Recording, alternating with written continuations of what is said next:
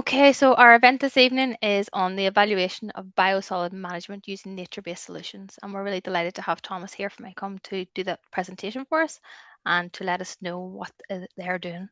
So if you want to go on the next slide for me.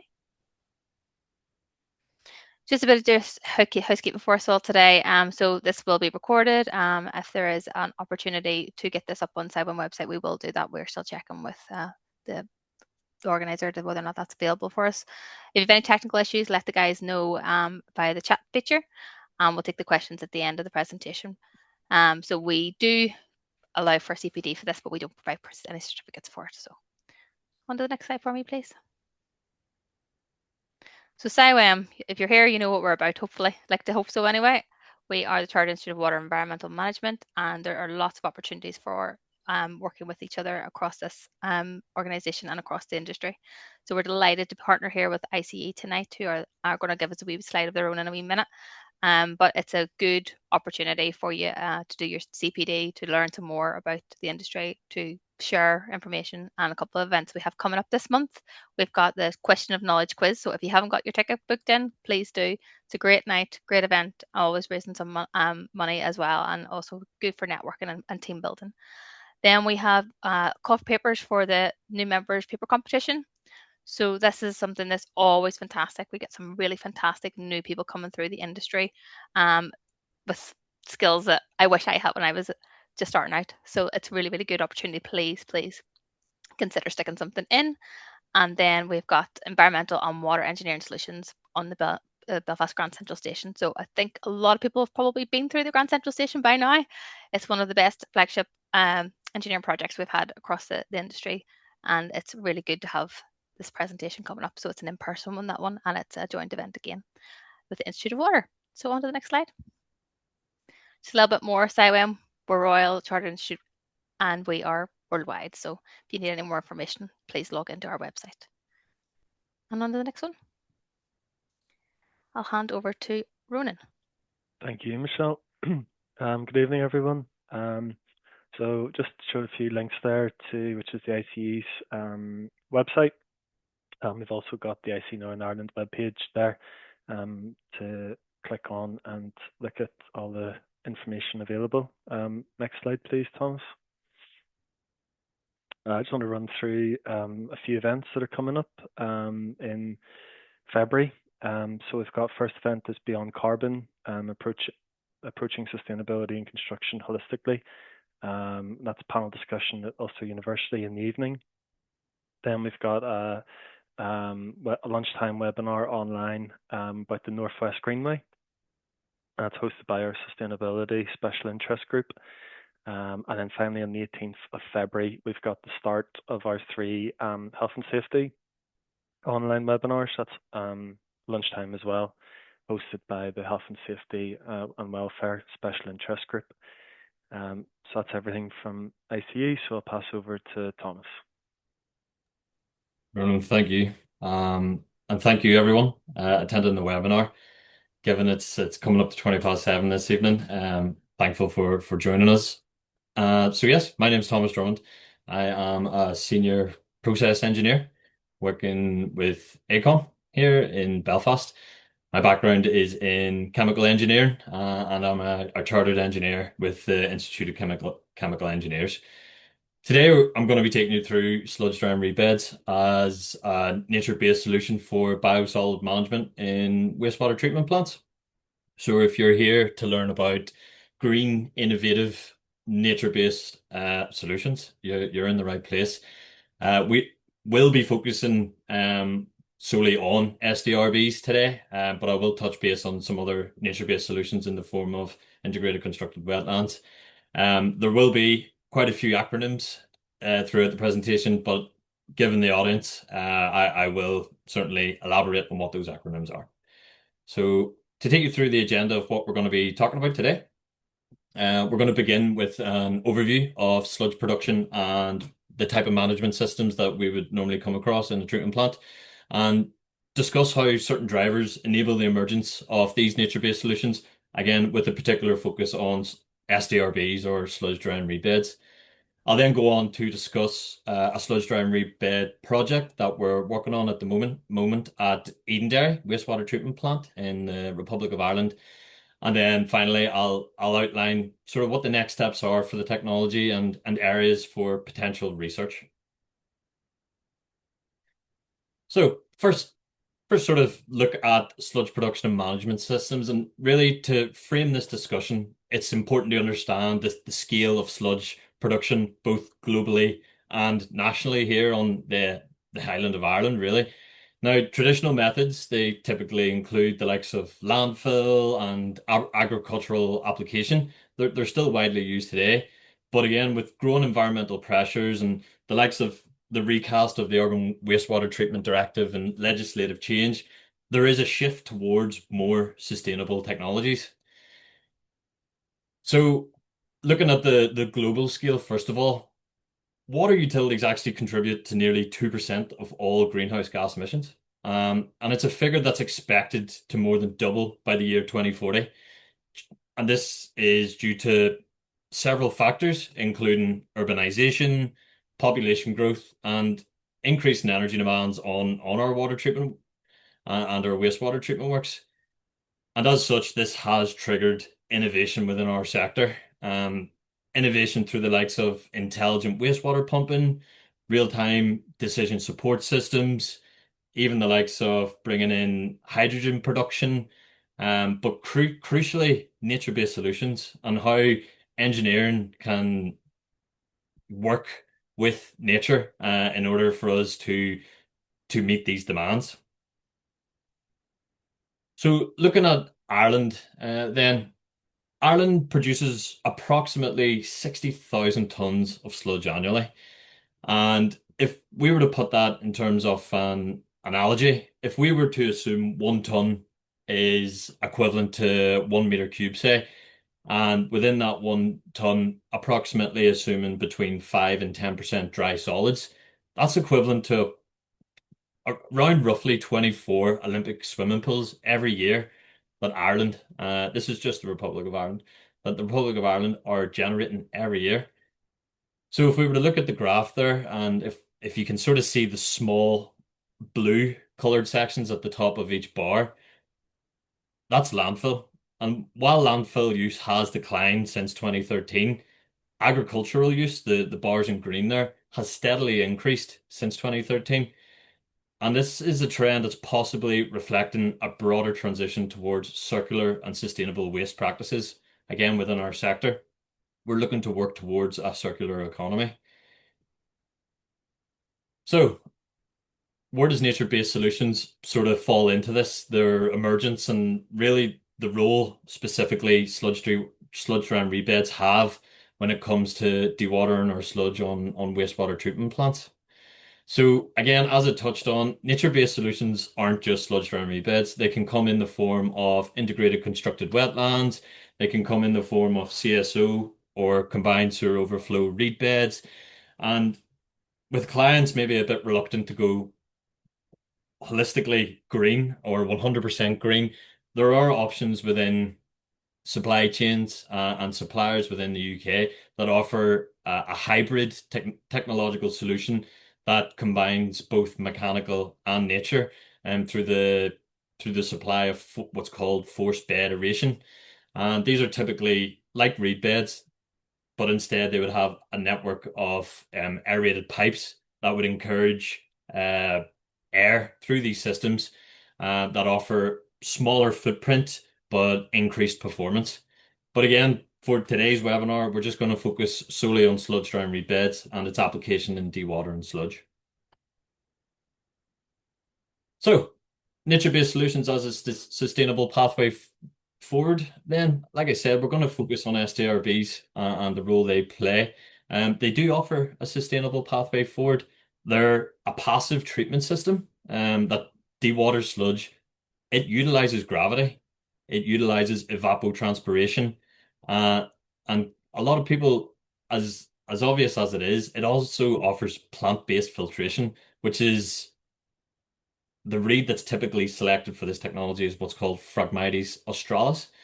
Now, why this particular reed? This reed is a perennial wetland grass, which basically means it likes to live in wet or water saturated systems.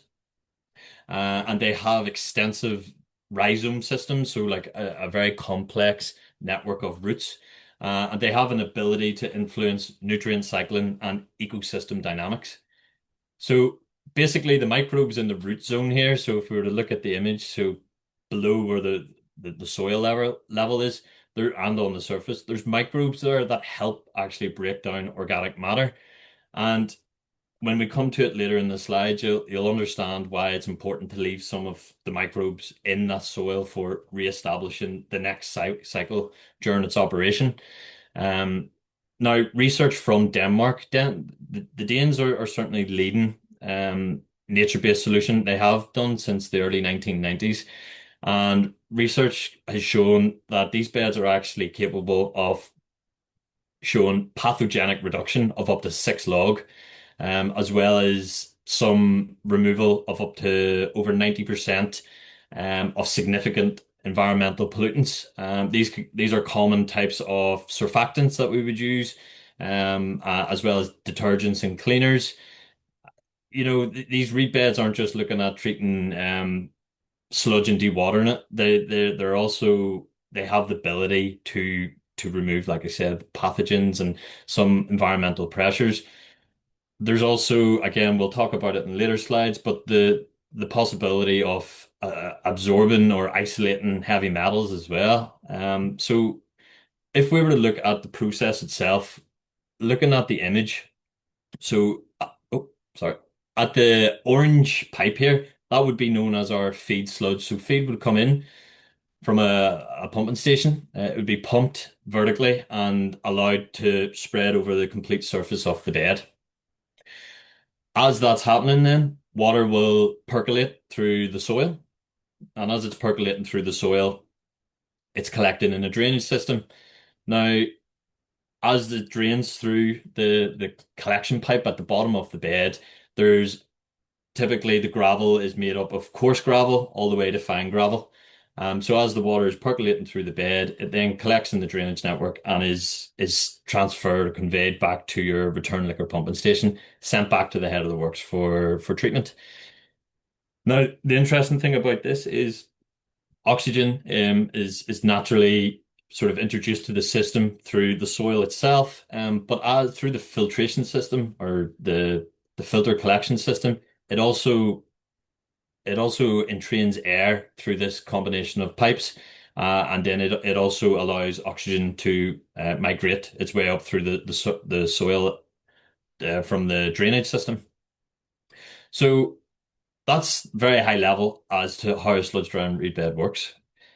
If we were to look and start putting some data and figures to it, referring to the table there on the left, the sludge export values are significantly reduced, and in some cases, they're reduced by more than tenfold compared to the likes of our conventional methods. Now, when we look at comparing the dry solids and the energy compared with the likes of our centrifuges and our belt press, sludge iron rebeds actually come out on top. They offer higher dry solids, they use less energy, and they reduce long-term OpEx and transport costs. So because with the likes of belt presses and centrifuges, you have a cake, and once the skip is full on your site, that skip needs to be taken away. So we have tankers coming in, and there's obviously carbon associated with that. There's a cost associated with that. There's also chemical cost associated with that in terms of polymer. With sludge drying rebeds, it's a matter of putting your surplus activated sludge onto the beds, letting it do its job, and it can operate between 8 to 10 years without any need for exportation, any sludge tanker movements, or any chemical. So why wouldn't we consider it as part of our engineering design? So still on the topic of what are nature-based solutions, we've sort of looked at a high level of what the process looks like, how it works. If we were to dig a bit deeper into its life cycle then, so the 4 phases of the sludge drying reed bed's life cycle, it involves an SDRB can operate over 3 cycles, with each cycle typically lasting between 11 to 12 years. And within each of those cycles, there are 4 main phases. So the first phase, as we can see there, it involves feeding the sludge in batches several times per week. The beds operate typically best whenever they're loaded with small amounts of sludge, uh, but on a regular basis. So it's better to feed them small amounts but frequently. Um, and then once they're fed on a regular basis, this needs to be followed by a rest period. So for the case study that we're going to look at later, the case study has what's called a 10 cell system. So it's basically 10 beds. With one cell, it's going to be fed on, off for 5 days. And then once it moves on to the second cell, that bed is allowed to rest. And then the second cell is fed for 5 days and so on until it goes to the third cell, fourth cell, fifth cell, and so on. So once it returns back to the first cell again for feeding, that first cell has actually had 45 days to allow to rest, to let the biological systems work their magic, remove the organic pollutants, as well as the reeds, allowing deeper root networks and systems to be established within the soil, which allows better dewatering, percolation, entrainment of air. It's a passive system. So that again, as it's being fed, the filtrate percolates pretty much instantaneously into the drainage layer, and then it flows through the perforated pipes and to the return liquor pumping station. So looking at phase two there then, over time, as we're doing this, so typically between 8 to 10 years, once the reeds have been established, the dried sludge, again, as it's dewatering, this dried sludge layer is gonna accumulate and it starts to form a stable biosolid. Now, for this to occur, for to achieve this stable biosolid, the bed needs to be completely taken offline for at least a minimum of 6 months, and in some cases between 12 to 18 months. It can vary dependent on sludge characteristics. It can vary dependent on site-by-site basis. So then once you've waited and allowed your sort of stabilization to take place, then comes the biosolid excavation and reuse. So after that fallow period, the top layer of sludge is excavated, usually by sort of like a mini digger, and it's excavated, leaving about a ruler's length, so approximately 30 centimeters of biomass. And the reason for this is really it serves as a nutrient reservoir to support the re-establishment of the next cycle. So once the reeds are looking to re-establish, that nutrient reservoir is there to provide the natural feedstock. So that excavated sludge, then, that's the sludge that can be reused for agricultural fertilizer. So again, there are strict limits that the sludge needs to conform to, and this is typically in the form of heavy metal. The sort of the standard states that there needs to be conformity with cadmium, copper, nickel, lead, zinc, and mercury. So where your sludge fails in any of those, it can't be applied land. But where it does, then again, this is where we were talking earlier about fulfilling that circular economy. And then comes your new loading cycle. So we've had our 11 to 12 years of sludge accumulating. It's allowed to rest and stabilize, and it's basically formed a bioresource. So when that cycle ends, a new one begins. And the positive and the advantage of this is there's no need to replant. There's no need to replant the reeds. They reestablish themselves because of that nutrient reservoir, making the system remarkably self-sustaining. So locations around the world then. It's not just looking at our little country on a global context. From the UK to Denmark, these sludge drying reed beds and Sweden, they serve populations ranging from 50,000 population equivalent all the way to 2 million. It really demonstrates the scalability and the adaptability of these nature-based solutions. You know, if we take, for example, number three and number four there, Skiva and Kolding in Denmark, these have been operating for over 2 decades, and it really goes to show the reliance and the confidence this sort of technology has built. And as I've mentioned, the Denmark commissioned these in the 90s, and the information and the research that's coming out of there is really helps guide us who, as a sector, as a sector of engineers looking to work towards maybe working towards green engineering solutions. Having research and literature like that is a great resource to lean on. Now, Hanningfield, number one there, it's not so much a wastewater works. I will caveat that it's a water treatment works that takes sludge, but nonetheless, it's a sludge that has chemical dosing in it. It's dosed with ferric.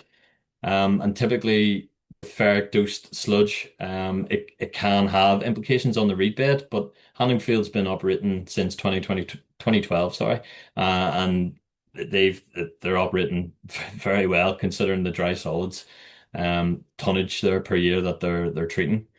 Similar with Skovde and Skeeve and Colding, these sludges are taking activated sludge, or sorry, these sites are taking activated sludge, with the exception of Skiva. It's not taking digested sludge. So sites number 2 and 4, they're taking activated sludge and digested sludge from anaerobic digesters. So again, you can see the variability of sludge and what can be applied to these nature-based solutions.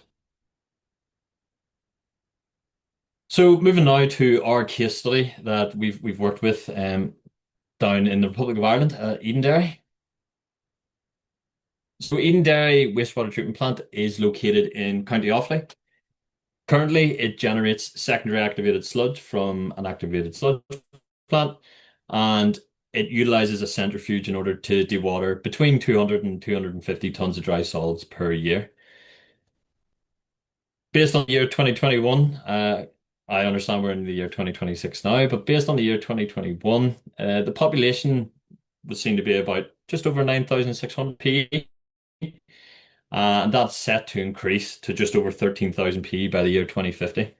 Again, increasing treatment and sludge demand. So not only on the process for treating the main crude sewage, but also sludge production and how that sludge is going to be dewatered. Is it going to be dewatered through more conventional mechanical means that requires more OpEx, more chemical use, or with site available to the north, could we maybe utilize a nature-based solution? And that's exactly what we proposed. So a sludge drying reed bed was proposed to meet the sludge needs for that future 2050, which was equivalent to, at the max end, 450 tons of dry solids per annum. Now, the proposed upgrade that we were looking at includes blending primary and secondary sludge and feeding a 10-cell SDRB technology solution based on, you basically can't feed the cells all at once. And the best way to look at operation of these sludge drying reed beds is to look at a staggered loading regime. So as I'd mentioned in our previous slides, there comes a stage where the cells need to go through a fallow period. They need to rest. They need to mineralize the dry solids, the organic matter. And that takes time. And if you bring all your cells online at the start, it means when you come to that fallow period, all your cells are going to be brought offline. And then you have no capacity to dewater. So again, a loading regime at the start and a staggered loading regime just ensures that your cells are all being fed and being taken off in accordance with the demands of the treatment works. Now, by staggered loading regime, it gives us again that variability, and by proposing this type of solution for Edenderry, it could be potentially Ireland's largest sludge drying reed bed. Now, there are risks of putting primary sludge on a nature-based solution, one being odor. So odor is obviously something that is of concern, as well as primary sludge affinity for oxygen. So what we don't want to do is put a feedstock on our sludge drying reed beds that actually has a higher affinity for oxygen than our reeds, and will ultimately kill our reed bed system and obviously inevitably reducing performance of our beds. So by having that staggered loading regime, also incorporated a percentage increase of how primary sludge is introduced to the system on a staggered incremental approach. So we would look at starting off with a 10%, 15% over the course of a couple of months, and then sort of increasing that until the reeds are fully established. We also looked at a cost. So costing, it's all well and good getting a footprint on a map and a site layout. It looks very fancy and attractive, but again, how much does it cost? And the client was very interested in seeing how it actually looks over a 25-year lifespan. Uh, so we conducted that cost assessment, high-level cost assessment, using the client's project costing tools. So we can see here the first thing that rings somewhat of an alarm bell is that the sludge drying reed bed, in terms of its capex, is €700,000 more expensive than a centrifuge. But although the capex is higher, the centrifuge, sorry, the operational and the transport costs are significantly lower. So when we take into account that over the 25 years, our nature-based solution is projected to save approximately €1.7 million, with also a biodiversity no net loss within this particular council. By providing nature-based solutions, we're also achieving environmental targets set by LAs. So again, a great solution for us to look at. Now, again, we are still in design phase. We have this project has since progressed, but at the moment, we are still in the design phase of this, so it hasn't been built yet. In terms of the process layout, then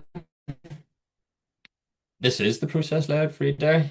So from the purple line there, we can see that the primary sludge will be drawn off. Typical operation will follow as I mentioned, once the beds are full maturation stage, and the reeds are well established, and it's gone through that sort of incremental percentage blend with the surplus activated sludge. The PFT, or sorry, the primary sludge will typically be thickened using a PFT and a centrifuge as a backup.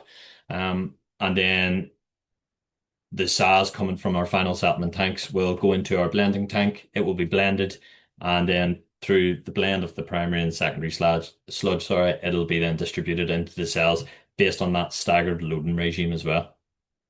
So we can see that, with this setup, it enables flexible operation. So where the blending tank has to be taken offline for maintenance or O&M, there's a SAS bypass, where, sludge drying reed beds typically in the past, there's a proven track record of just receiving SAS directly. But where this sort of becomes innovative is the inclusion and the blend of primary sludge at this scale. It's not been seen in Ireland, and engaging with sort of industry experts as well.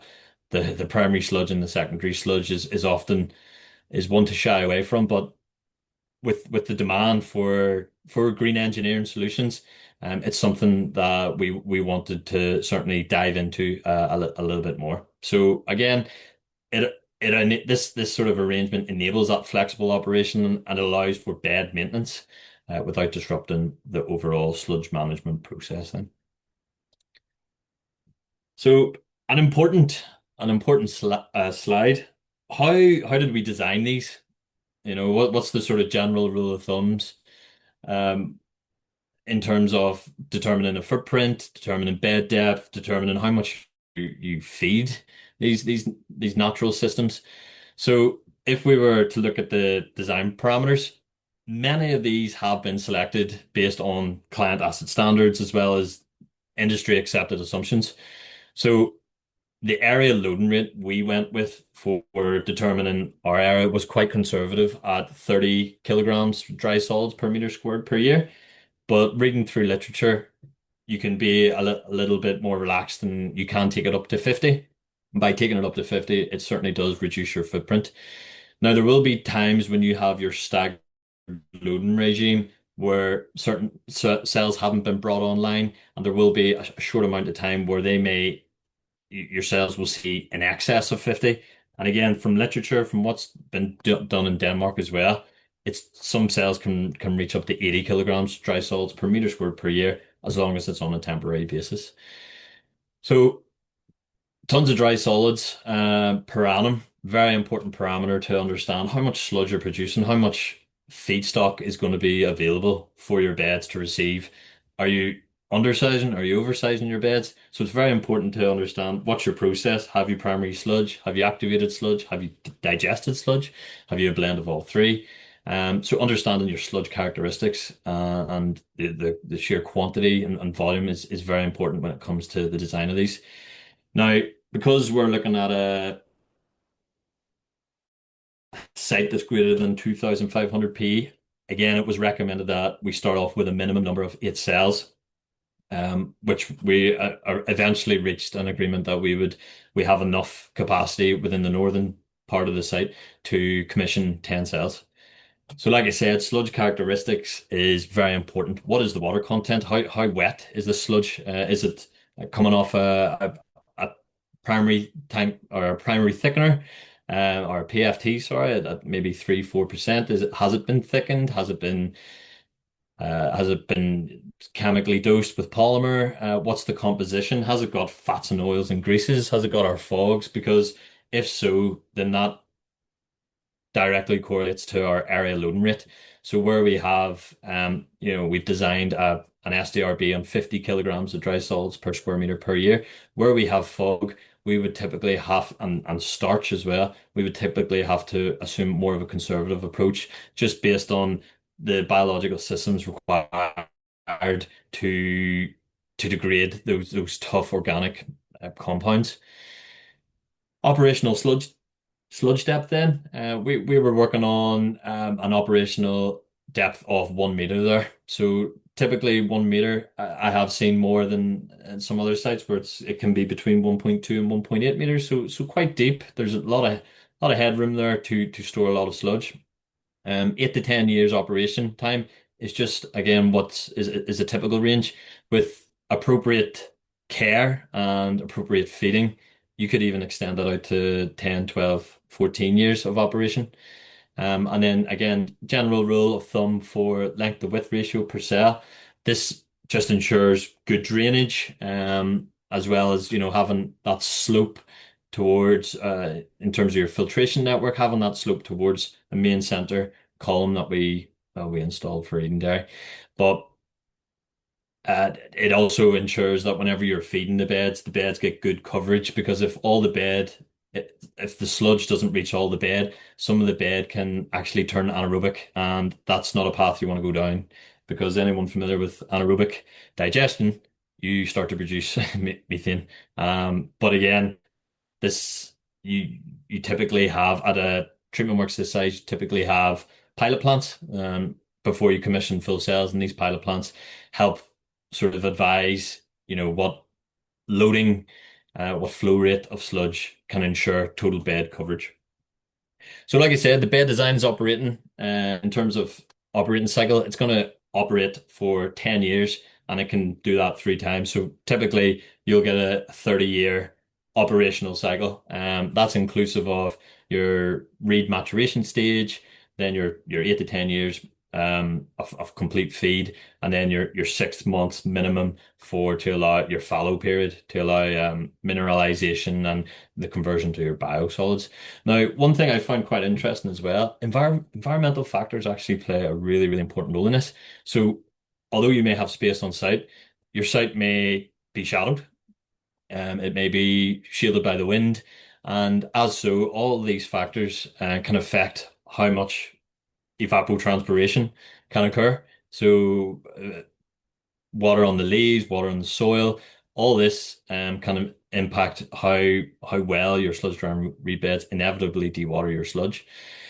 As I mentioned, the reed species, we commonly use Phragmites australis in terms of plant density. Per every square meter, you're looking to plant around 4 to 10 plants as well during the initial commissioning stage.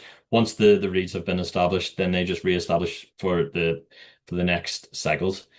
So I do also have an animation here. So if we look at the first image here, this is an actual sludge drying reed bed feeding at Enfield. So you can see as the sludge, there's a bit of voiceover here.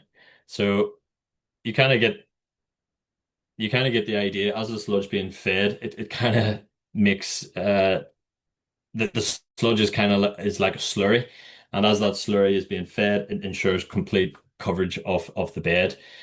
The cells here as well, they have ramps to allow mini excavators to come in and take that layer of sludge out.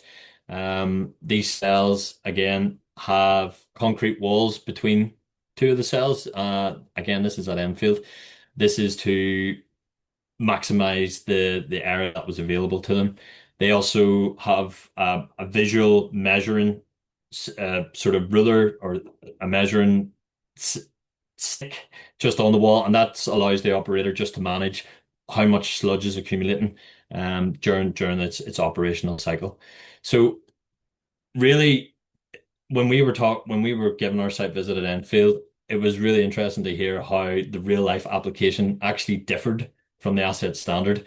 So the asset standard called for certain fine and coarse grades of minerals to be used, but because of the local supply chain, those the gravel wasn't available, so they had to change their how their filtration layers were made up, as well as the slope. So the slope is typically, as you can see, the sludge drying reed bed have a sloped area, and the slope is typically a 1 to 2. But again, because of design constraints and real life application, it had changed slightly. So although I'm giving you general rules of thumb, this isn't concrete. This isn't fixed. These are flexible. These can change, and it's all about liaising with your client, with your supply chain, and talking it through.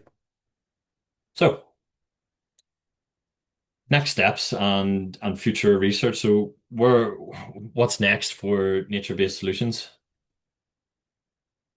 So again, as the project progresses, we've moved on since our specimen design stage, and we're now on to our detailed design.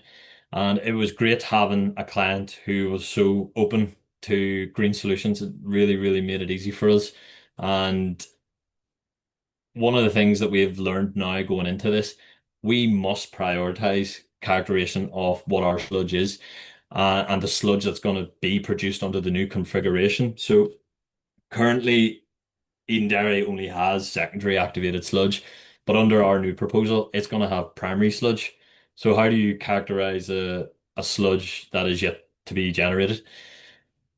So that's where the pilot plant comes into play. So once the site is been commissioned, we will have a pilot plant set up to, first of all, get a better understanding of how the blends work, staggered loading regimes, and it's going to inform basically the design and operation of the large full-scale system. After, the commissioning and the construction of the full sludge drying reed bed, there will be a post-construction monitoring, and really this is going to be essential for verifying our performance and making sure that we're compliant with any of our environmental standards as well.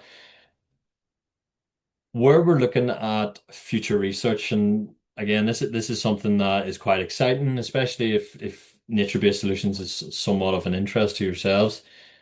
Long-term research, from what I can see, is really focusing on four main areas.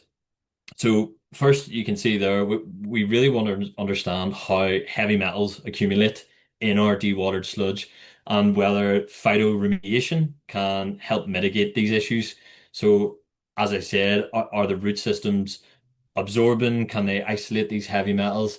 Can they transform them into a way that they aren't toxic anymore? And it's great to see that this research and how active and proactive it is. The second point there, then, we want to not just focus on Phragmites australis. We want to look at maybe improving this plant species, and this could be possible by genetically modifying this particular type of species in order to enhance our treatment efficiency. Maybe they're able to bring more oxygen in. Maybe they're able to improve our pathogenic reduction, or even the likes of heavy metals. Again, it's all great research that's currently happening. The third point then, utilizing predictive analytics basically to optimize our system performance. So I've sort of covered how important feeding sludge and the right amount of sludge, so small amounts frequently, but it also depends on the season, your diurnal load. The site isn't just constantly receiving a constant amount of sludge. Your catchment may be a tourist catchment. It may have a catchment with a lot of colleges or schools. So you may see an increased load during your winter. And again, having that predictive analytics and with the sort of nuance of digital twins and artificial intelligence, predictive analytics is going to make these nature-based solutions even more passive than they already are. And it's a great time to get involved and sort of challenge the norms on how this green innovative engineering can start to maybe match or even take over the conventional mechanical dewatering. And lastly, a hot topic at the moment, PFAS accumulation. I'm sure most of us on the call here are familiar with PFAS, and it's great to see pilot plant studies on how sludge drying reed beds are actually dealing with PFAS. I'd mentioned at the start there about legislative change and the recast of the Urban Wastewater Treatment Directive. There's calls now under Article 8 for micropollutant removal, and these can range from non-steroidal anti-inflammatory drugs all the way to pesticides. So again, not just looking at the likes of PFAS, but how can these nature-based solutions actually remove other micropollutants in our water courses in our sludge, and to make it safe for agricultural reuse, especially where we're looking at biosolids and providing means to a circular economy. Great to see.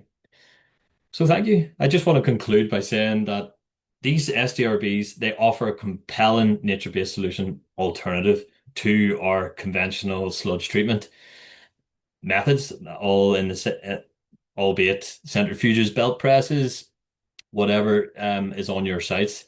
Not only do they reduce energy consumption, they help lower our greenhouse gas emissions, and they produce long-term low maintenance operation.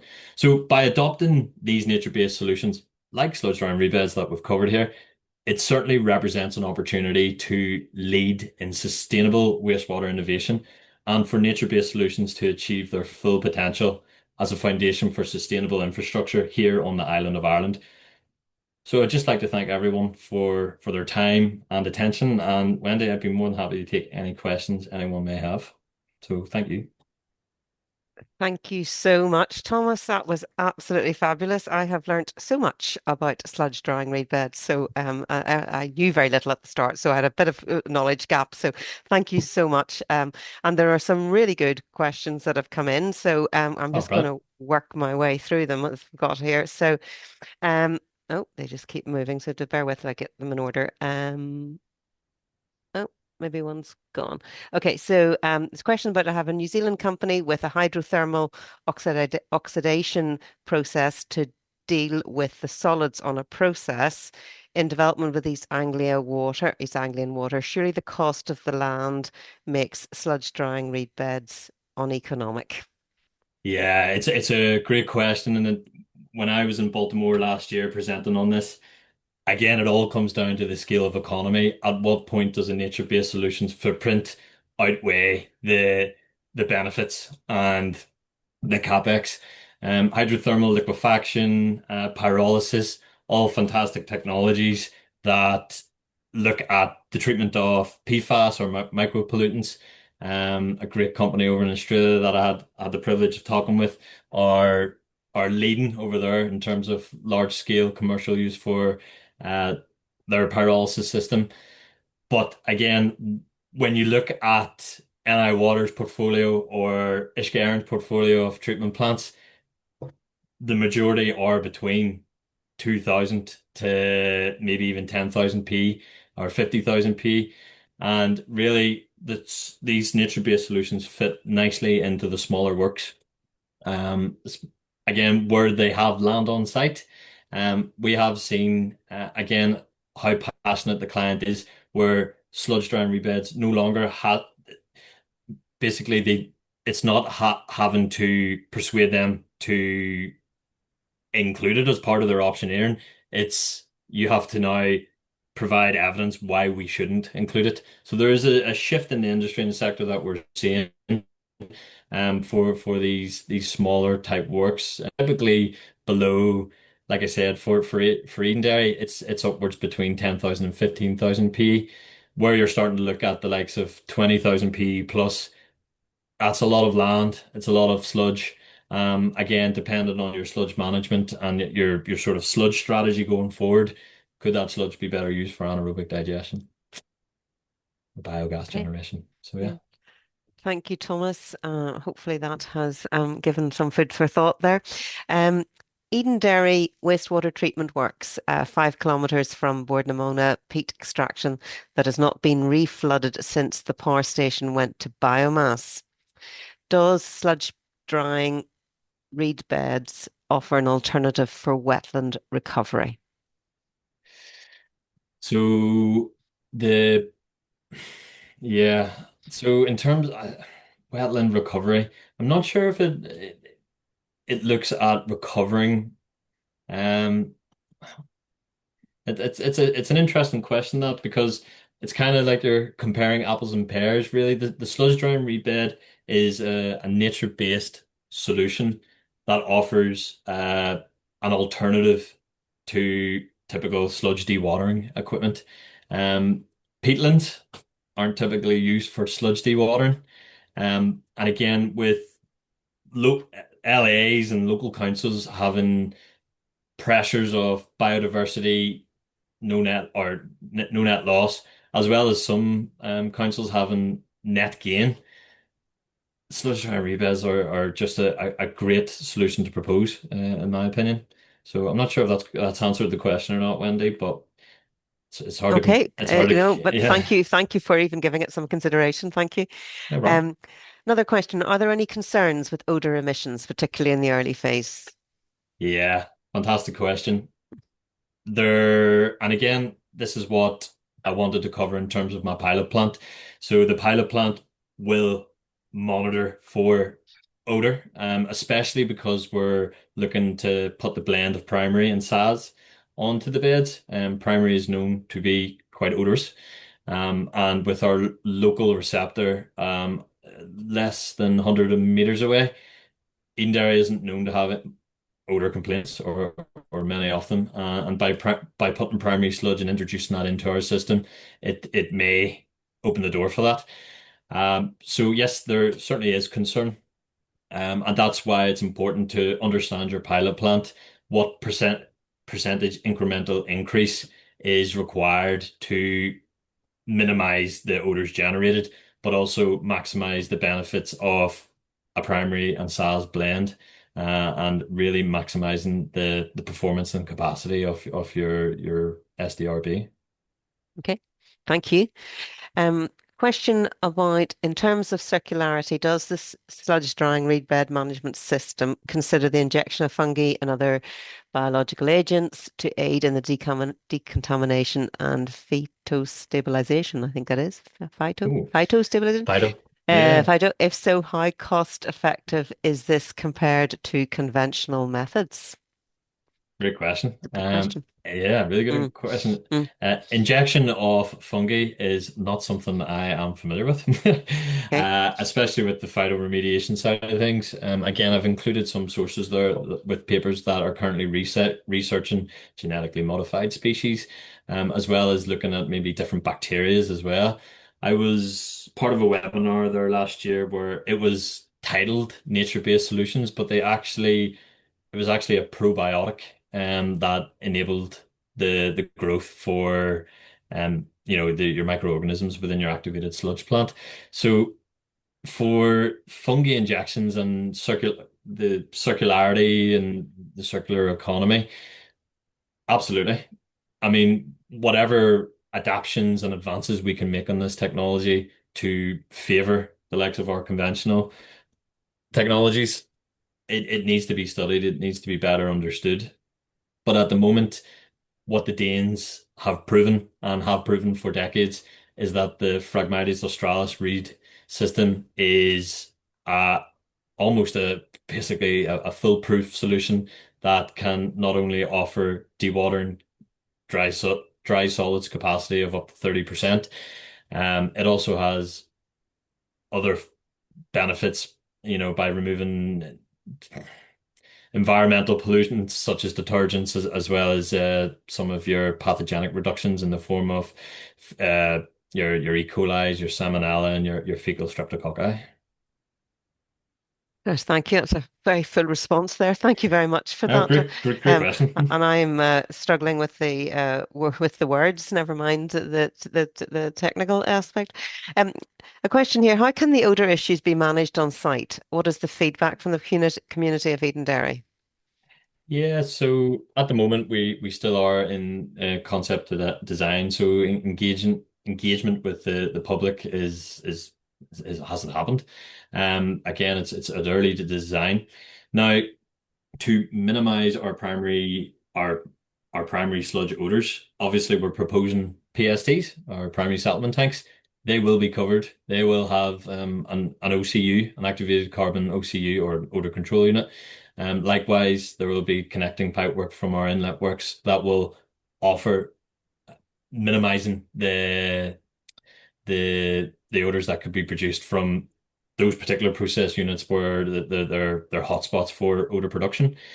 Where we have our blending tank. So our blending tank will be fitted with an aerated jet mixer, and this will entrain air into the SAS and primary sludge blend.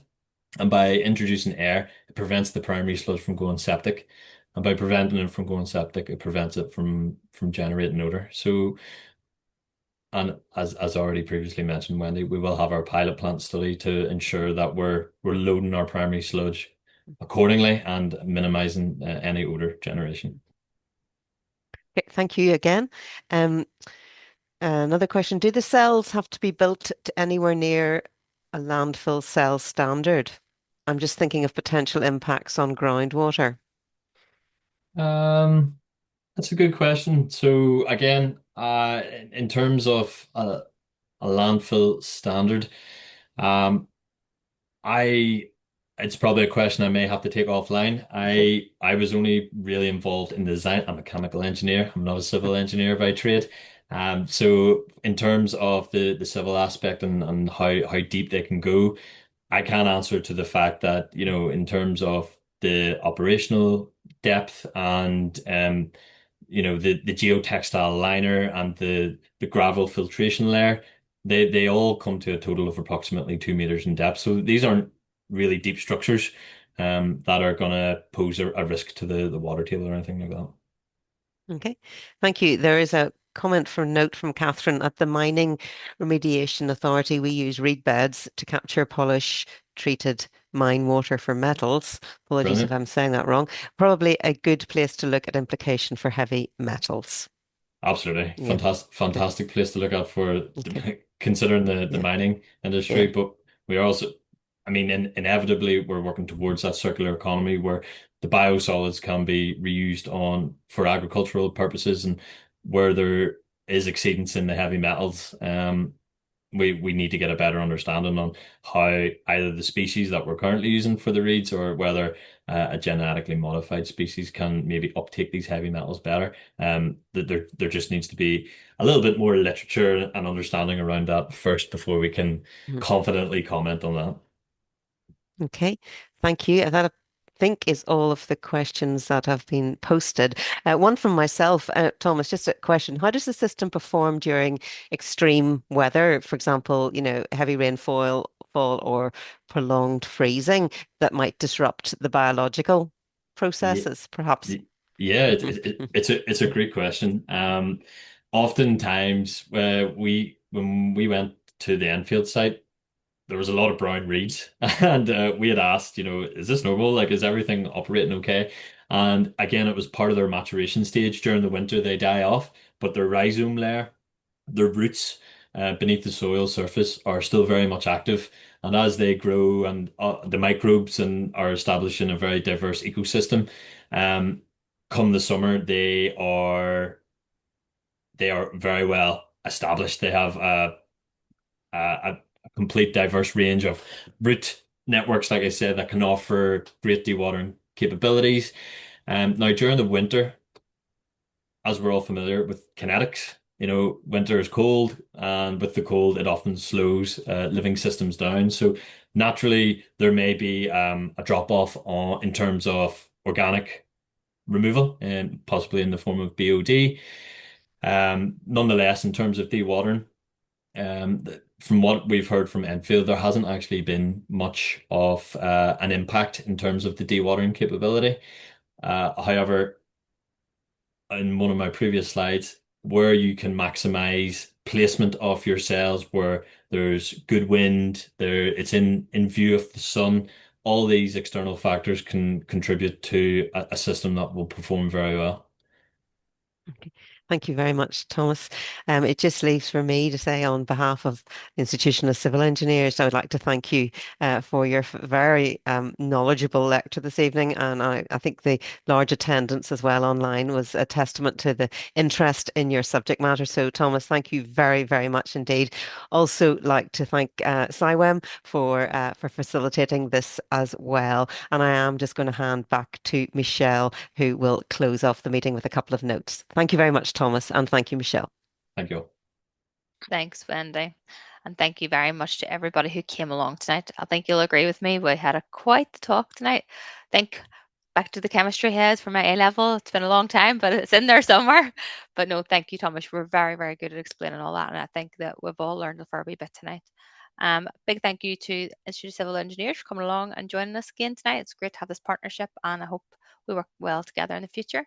And a few wee things just coming up for CIWEM events wise. The Flynn Coast Conference for 2026. We've got a call for papers closing in a few days' time, and then looking at a couple of other bits and pieces, Reversion Coastal Group Technical Conference and things like that. So please do keep an eye on our events website. We have a lot of free events, a lot of really, really interesting things that people can come along to, and we do a lot of collaborative things with other organisations just like ICE, who are key to our network building and to our general understanding and learning. So thank you very much, Thomas. I think you'll have a nice relax now after that, but thank you very much. And I will hand over to, well, that's not, I'm the last person, sorry. I'll thank everybody for coming along, and I hope to see you at the next CIWEM event. Don't forget the quiz. Hope to see you there. That's great. Thanks very much. Thanks all. Bye.